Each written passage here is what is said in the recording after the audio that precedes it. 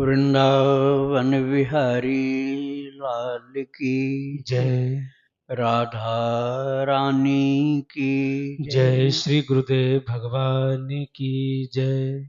राधा नाम जप और लेखन करते हुए और सोते समय अपने सारे कर्म प्रभु को समर्पित करके सत्संग और भक्त चरितावली श्रवण करते हुए प्रभु से इसका फल उनकी भक्ति और प्रेम मांगना सही है, या ऐसा करने से मुझे भक्त प्राप्ति हो जाएगी? मेरी अभी दीक्षा नहीं हुई है। जो आप भगवान का नाम लेखन करते हैं वो प्रभु की कृपा से ही हो रहा है। ये बिल्कुल सत्य है। जहाँ आपने अहंकार किया कि मैं इतना ये सब कर लेता हूँ, तहाँ उसमें अवरोध उत्पन्न होना शुरू हो जाएगा। फिर आप बाद में कहोगे पहले करते थे अब नहीं कर पा रहे हैं, पहले ही होता था अब नहीं होता है। तो पहले होता था तब अपने को असमर्थ समझा था आपने, और अब अपने को बहुत काबिल समझने लगे। तो भगवान ने दिखा दिया कि देखो अब भी तुम साधारण ही हो, इसलिए अब तुमसे नहीं हो पा रहा। तो दीनता अर्थात दैन्य जो है, विनम्रता, सच्ची विनम्रता जिसमें बनावट कुछ नहीं कि हम नाचीज हैं, हम कुछ नहीं है प्रभु, आपकी कृपा से ही जप हो रहा था, आपकी कृपा से ही हो रहा है। इसका फल फिर हम कैसे मांगेंगे जब हमने कुछ किया ही नहीं? जब हमने कुछ किया ही नहीं, भगवान ने कराया है, अपना पुरुषार्थ था नहीं, तो हम फल कैसे मांगेंगे? इसलिए आप जो राधा नाम लिखते हो और जपते हो, उसका फल भगवान से आप नहीं मांग सकते हो, क्योंकि वो उनकी कृपा से उन्हीं के द्वारा कराया जा रहा है। तो जब क्रिया करने कराने वाला जो है वो स्वयं ही करता है, आपको इंस्ट्रूमेंट बनाया, ऑपरेटर वही है, आपको इंस्ट्रूमेंट बनाया। तो इंस्ट्रूमेंट कैसे मांगेगा कि हमको हम इस क्रिया का फल दे दो? करने वाला तो दूसरा है, तो फल कैसे आप मांग लोगे? आप यही कहो कि अपनी कृपा बनाए रखिए प्रभु, जैसे इस दिन पर आपकी कृपा बनी हुई ऐसे बनाए रखिए। अब क्या उचित करना है वो आप जानिए, मुझे नहीं मालूम, लेकिन आपसे बढ़कर हितैषी कोई नहीं है, ये मुझे पता है, क्योंकि आपने गीता जी में कहा है।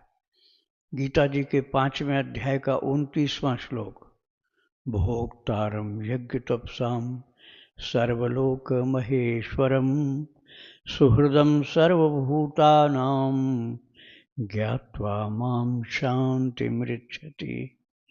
भगवान कहते हैं सब कर्मों का भोक्ता मैं हूं। तुम भोक्ता नहीं हो तो फिर मांगोगे कैसे? कर्मण्येवाधिकारस्ते है ना, माँ फलेषु कदाचन। तो भोक्ता तो मैं, भोक्तारम यज्ञ तपसाम, यही तुम्हारा यज्ञ है कि तुम भजन कर रहे हो। इसमें जो बाधाएं आती उनको झेलते हुए तपस्या है तुम्हारी। बाधाओं से निपटते हुए, बिना अपने को विचलित होते हुए, विचलित नहीं हो, डिस्टर्ब नहीं हो, और फिर भी अपने भजन रूपी कर्तव्य का पालन करो, ये तुम्हारा यज्ञ है। और जो सहन कर रहे हो वो तपस्या है।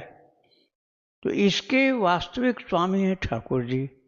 सुहृदम सर्वभूतानाम, सुहृद माने रियल फ्रेंड, जो सच्चा मित्र है, उसी को सुहृद कहा जाता है संस्कृत में।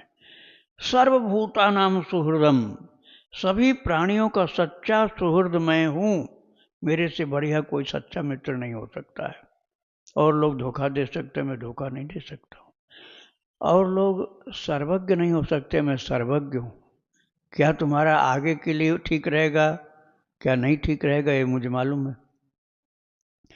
और एक जगह पर ही आपका मित्र काम करेगा जहाँ वो होगा, और तुम विश्व में कहीं भी हो, मैं वहीं पर तुम्हारा काम कर दूंगा। उनसे बढ़िया कोई मित्र नहीं हो सकता है। ज्ञात्वा माम शांति मृच्छति, इस बात को जो समझ ले, जान जाए, तो परम शांति प्राप्त कर लेता है, सारे टेंशन से फ्री हो जाता है, सारी अशांति उसकी खत्म हो जाती है। तो भजन वही करवा रहे हैं, उन्हीं की कृपा से, उनके द्वारा हो रहा है। मेरे जैसे हाड़ मांस के पुतले को उन्होंने इंस्ट्रूमेंट बना दिया। कर ले, बाद में घोड़ा हाथी बन जाएगा तो क्या करेगा? अभी तो तुम मनुष्य भगवान बना रखा है, तो अभी कर ले भजन।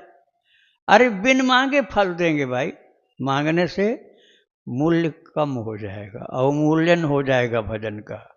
और बिन मांगे उसका अवमूल्यन नहीं होगा, मूल्य वृद्धि हो जाएगी, उसकी वैल्यू बढ़ जाएगी कि इतना करता है, कभी कुछ मांगता नहीं। मालिक को चिंता हो जाती है उस सेवक के लिए कि काम बहुत करता, कुछ मांगता ही नहीं, तो उनको जिम्मेदारी से ख्याल करना पड़ता है, ये तो मांगेगा नहीं, मुझे ही ध्यान इसका रखना पड़ेगा। इसलिए मांगना नहीं, खूब भजन करो, उनकी कृपा का अनुभव करो। श्री राधे राधे।